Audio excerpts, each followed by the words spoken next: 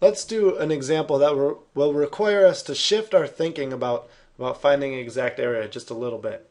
So this is maybe a little bit more advanced example. Let's try and find this area here, the area under the graph of the square root of x as x goes from 0 to 1. So if we started this normally, and you'll see that's a bad idea, but we'll find out why in just a minute, we would take the length of the total interval divided by the number of rectangles, and this would be the width of each rectangle, 1 over n.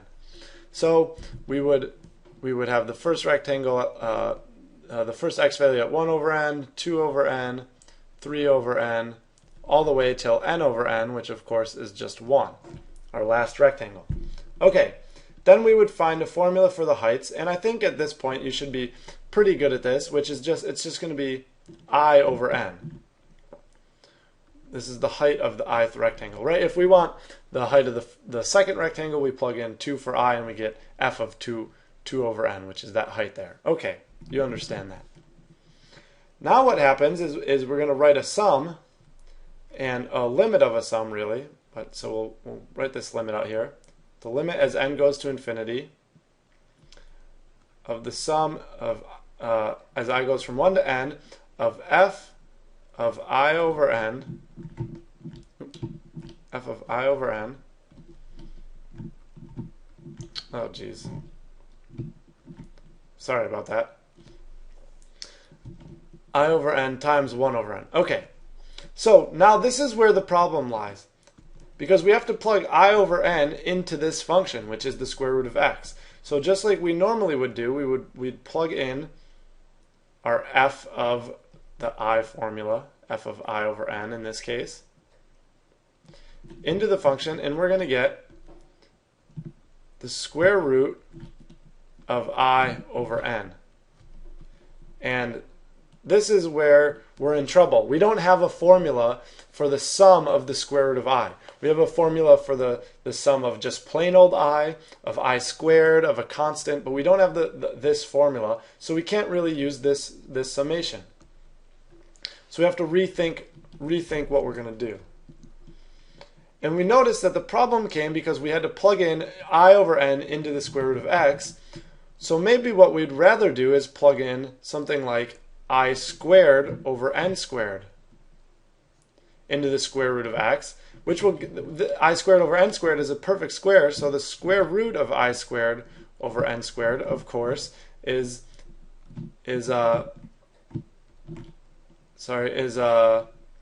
simplifies nicely. It's a perfect square, so the square root simplifies really easily. So why don't we try that? Why don't we try rethinking this problem with that in mind? So f of I squared over n squared, that's what we're shooting for. So this is where we have to switch our thinking around a little bit. So now we're saying, okay, no matter what, the height of the ith rectangle is going to be f of I squared over n squared. Now think about what that does. What does that do? That means that I squared over n squared, those are just x values, right? We're plugging them into the function to find the heights.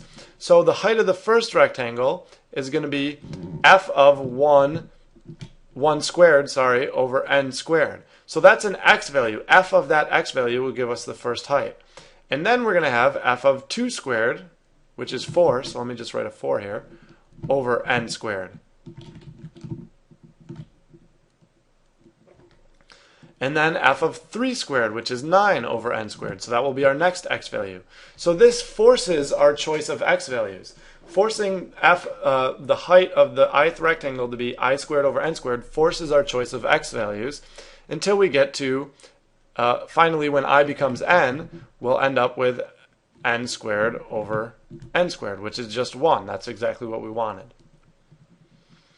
Okay, so forcing our choice of x values, well now you can see it's pretty clear that the width of each rectangle is different.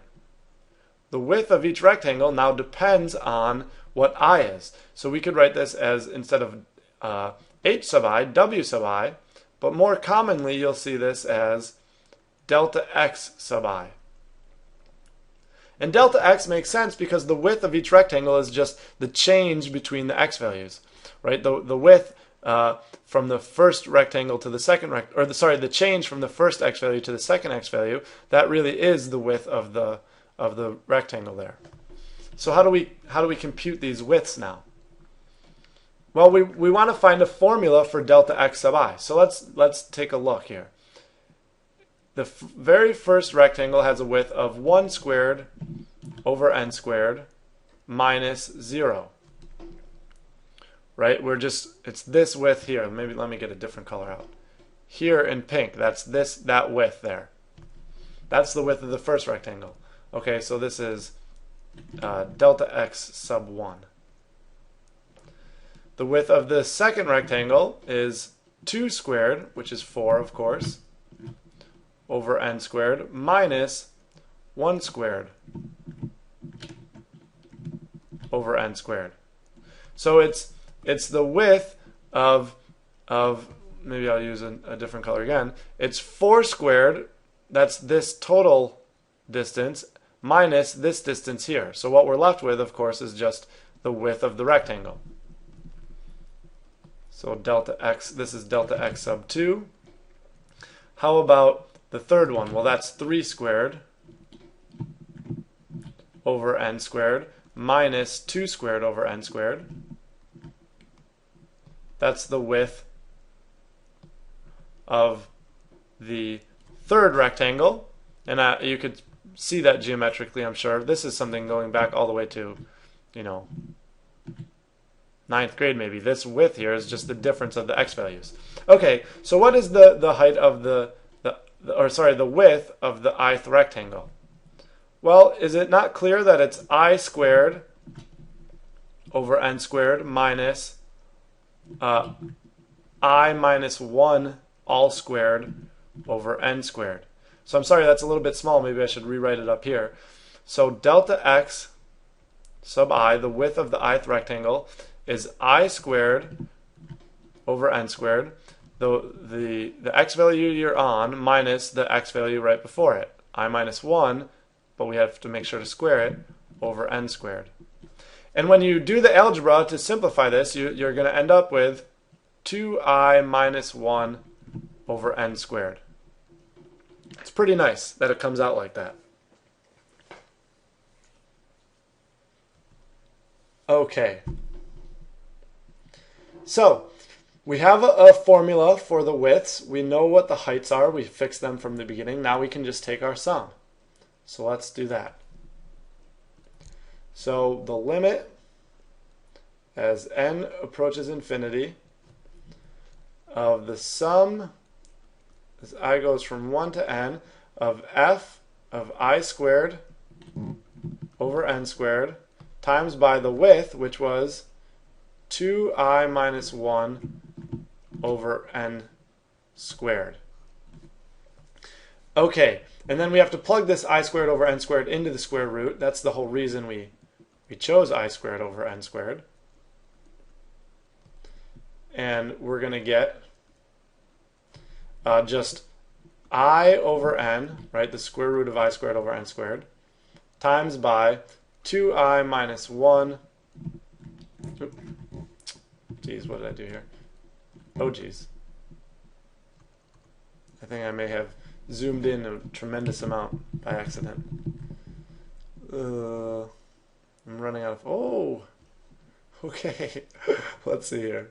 View, zoom. There we go. Okay, sorry about that. I apologize. Anyways, okay, where were we? So this simplifies to I over n times by 2i minus 1 over n squared. Okay, now you can go through the algebra of simplifying this and plugging in the summation formula and then finally taking that limit, and it should come out to be 2/3. So why don't you get the practice of doing that and seeing if you can get the right answer of 2/3. Okay, see you in the next video.